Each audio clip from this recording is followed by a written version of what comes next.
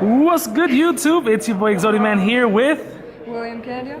What you did today, buddy? I got Top8-True Draco. How you feel, man? Pretty good. All right. First ever top ever, and first ever ARG. So How old are you? 13. And first ARG, you said? Yes. All right. So let's get into your deck profile real quick. So with the main deck, I played the man himself, Akuna Matata, 3 Mono Iwado. This I didn't use it very well against a Pendulum Magician board. I only played one Pendulum Magician player, but this was really good to summon a masterpiece with the unaffected monsters, and there's nothing really to say about that. 3 Majesty Maiden. So normally what you do is you summon the Majesty Maiden, set the trap, so you can get the extra tribute by summoning the masterpiece on their turn. And this is really well to incorporate a board on their turn so they don't know what they're doing. And I just like 3 of her because then it maximizes your chances of drawing her. And you most likely want to see her besides Ignis or Masterpiece in your opening hand.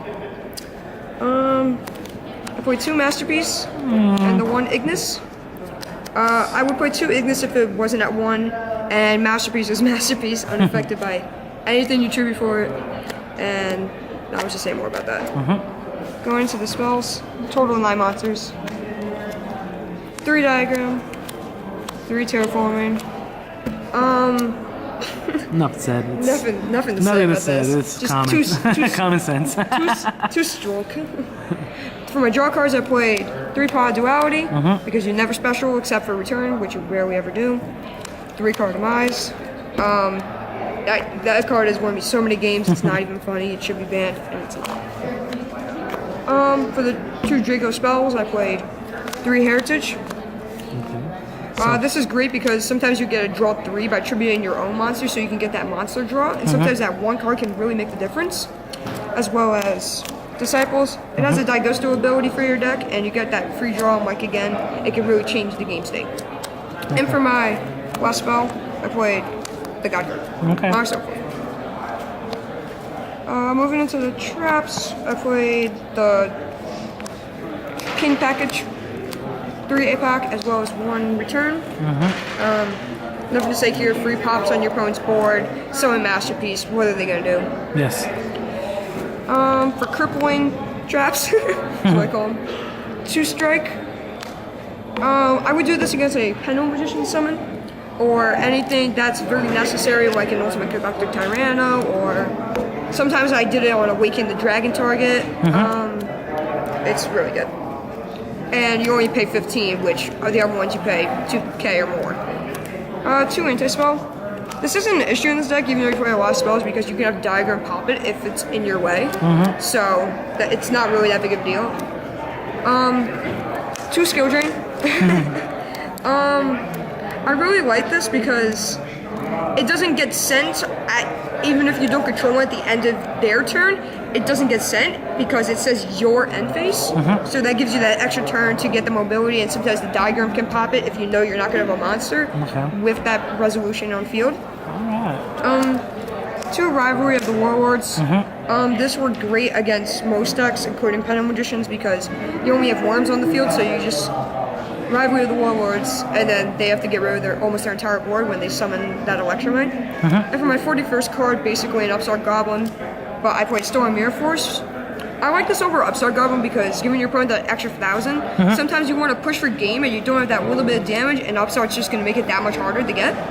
And that extra bounce back could really affect it, because then you know what they're going to summon and which order you want to pop cards with Masterpiece, or the order you want to play your traps. Okay. So no extra. You're going straight to the side, huh? Moving into the side.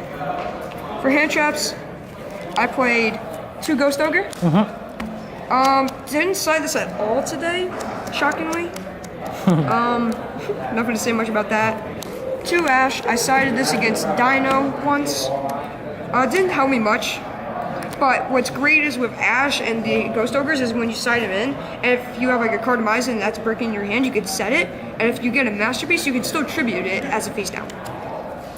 I played 2 Raw Sphere Mode. This came really handy in Pendulum Magicians and its 60 card, because they spam a board with monsters, and it's basically a triple kaiju that just gets rid of all their monsters with 0 defense.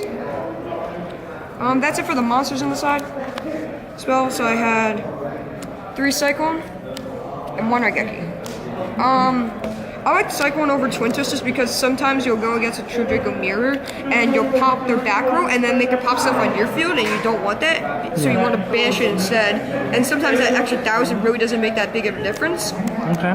And Raigeki's Raigeki. Okay. Traps. I played 2 red reboot. This was a last minute decision because I figured I was going to go get some Outergeist, which I did not at all today. Nada. Which I did not at all today. Hasn't started? But The tournament? No? Go ahead. But Sorry. I started this in instead of Chaos Center because I already had Raw Sphere mode and I figured that was enough instead of them not being able to banish cards. Sure.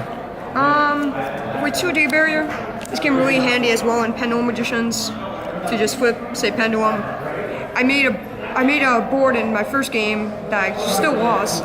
I had D barrier, anti-spell, and another D barrier set, and he evenly matches me.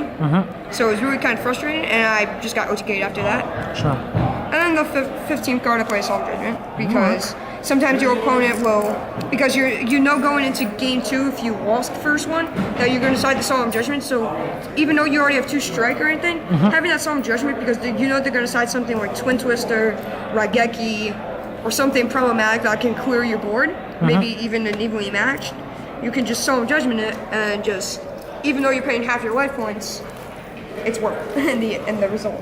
All right. So, anything you want to shout out? Anybody? I want to shout out my local game store, Gamers Gambit. Shout out to Gamers Gambit. They're really good. They're nice people. I like to give a shout out to Christopher Coffee. He's the manager of Gamers Gambit. He's a really nice guy. He motivated me to push on and win that last game to get into top 8. I'm really happy. I got my invite, got a pin, got the mat with the bad masterpiece on it, but that's okay. Still got it. Still got it. Thanks for having me, man. You guys know how it is, man. Peace, love, and gaming. Exodia-Man out. Peace.